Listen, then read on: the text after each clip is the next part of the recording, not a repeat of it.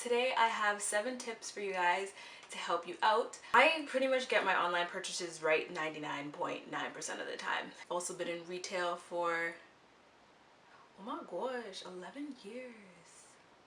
A lot of us are clearly shopping online a bit more often because of the current state, so hopefully this helps. So the first tip that I have is to know yourself versus what you're actually looking for. And I have a few ideas for how you should get to know yourself. Really, in every aspect of your life, you should sit back and figure out who you are as a person. But some of you really don't know what flatters you and what you like. Okay, let me not rant. First idea I have in knowing yourself is to figure out your style and know what flatters you. So for me, if I were to define my style in like 3 words: casual, edgy, occasionally girly and sensual. And knowing that when I see things online that's really trendy and new and like everybody's wearing, I'm gonna try and make sure that that trend aligns with who I am as a person, because I might not end up wearing it and it's not gonna work. Once I get it in the mail, I'm gonna be like, why did I do this? And then also on top of that, just to know what styles and fabrics flatter your body as well too. I am somebody who will not buy a pair of jeans if they're not high-waisted. Nope, I'm not doing it. I'm not gonna buy something else that's low-waisted when I know it's gonna be unflattering for me. It's gonna cut me off in the wrong place. I know myself and I know what works for me, and I stick to that. So whenever I get something in the mail, like, I'm just like, it's gonna work. A fabric that you might want to stay away from. I know a lot of people will stay away from sweater, drapey kind of knit stuff. Like the skirt that I featured in my last Aritzia haul. It's a skirt that clings and it will show everything.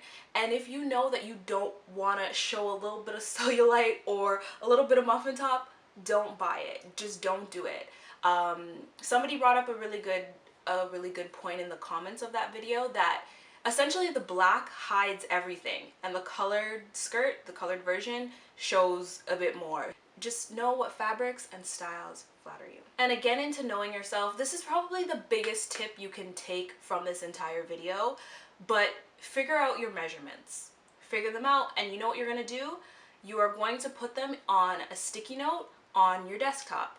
I don't know if every laptop or phone or computer like has this feature, but I have a measuring tape which I actually keep right by my bedside in case I need to, like, if I'm doing online shopping and I need to just check myself. But I will take those measurements and I just write them on a sticky note and leave them on the desktop of my MacBook, and whenever I'm shopping online I can reference that and then compare it back to the size chart, and I get my size right like all the time. Unless their size chart is messed up and it's really wrong, like, you're gonna get it right because you have your measurements down pat. I don't think anybody that I know knows their measurements like that. You know, like some of us are just like, yeah, I'm a small, but what are your measurements? Because I'm a small and my best friend wears a small, but our measurements are different, you know, because everybody's different, okay? Know your measurements, figure them out, and keep them in a safe place so you can reference them easily. And then my next tip for shopping online to get the perfect style and fit is to know what you're looking for and do not settle. I feel like a lot of the times when we're like browsing online, we may have been looking forever for something and we finally come across something and there's something off about it, but you're just like, oh, I'm gonna order it anyway. And then you get it and it's not what you're looking for. An example of this is, so my friend bought a pair of like those small gold hoops that are like really trendy at the moment, and once she received them, they were a little bit too chunky. If you're watching this, sorry girl, you should have taken a bit more time, analyzed them a little bit more, realized that they were a little bit thick, and then said, you know what, I'll pass until I find the perfect pair. Now once you figure out your measurements and you know who you are in terms of like style and stuff, compare your measurements to the size chart and also know it in comparison to the model, because this will help you so much. A lot of sites, not all of them, will always put what size the model is wearing, and a lot of the times models are wearing a size small and a size 4. So know what size you are in comparison to the model. If you're one size bigger than her, you're the same size, or you're one size smaller than her. This will just help you tremendously because you'll get an idea of how it's draping and it's fitting the model, and how it will look on you, like, in comparison. As I say this, do tread lightly when comparing yourself to a model, because when I bought the slip dress from Aritzia, I picked it up in a size small. The model was also wearing a small, but I am so much bustier than the model. Way more boobs and butt than the model, but it still fit me in a way that I like. So tread lightly, but if you know your size in comparison to the model, it'll usually give you an idea. If you are unsure about your size, just size up. It is the safest thing to do with clothing and shoes, to size up. At the end of the day, you don't want something to look tight and cheap. When things are too fitted or too close, it just doesn't drape or sit nicely, or your shoes are, your big toe is just gonna be uncomfortable. With shoes, it's a little bit different. At least for clothing, you can always take it in where you can. Pretty much, you won't have to size up if you know your measurements in a way. The only time I usually size up is if my measurements don't align. I'm thinking of buying these denim shorts from Dynamite, and the thing is, the sizing chart, I don't align with the sizing chart at all.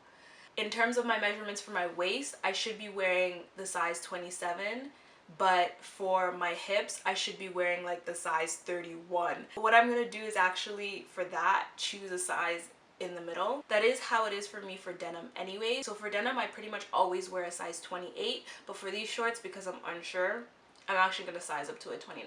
And it's okay, because like, if anything, I can always have the waist taken in, which I have to do with all of my denim, and they're kind of meant to be more of a relaxed short anyways, but my thighs are thick, so I'm sure the 29 will work just fine. So this next tip, it might make me a little bit hot, but I'm gonna try my best to keep calm. To get to know the brand in person before you shop online. As stores start to open back up, like if you're new to a brand and they have like an actual standalone store, go in, try on a few things, figure out your size, so that when you shop online, it's so much easier and you don't have to wait for it in the mail, get it, and then it's wrong and you have to return it or whatever.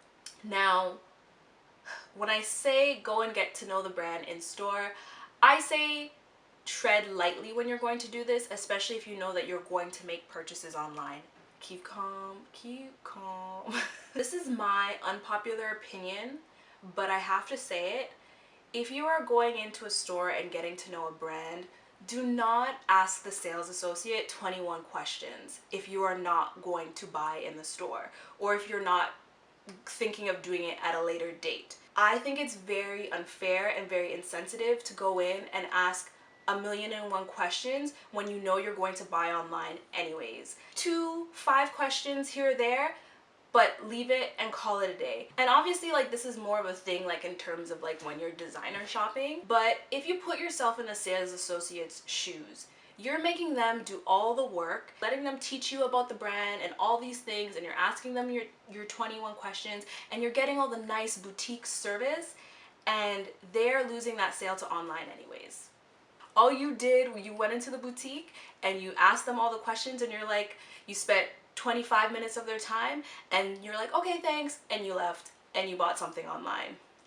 If you spend 5 minutes in a store, that's fine. That's fine. Ask your questions, but don't stay there, you know, crack some champagne, have a lot. No. And I want you guys to know, I'm not coming across from a place of like, okay, if you don't buy something, you know, because I know there are some sales associates who get upset like when people like spend a long time with them and they don't buy anything.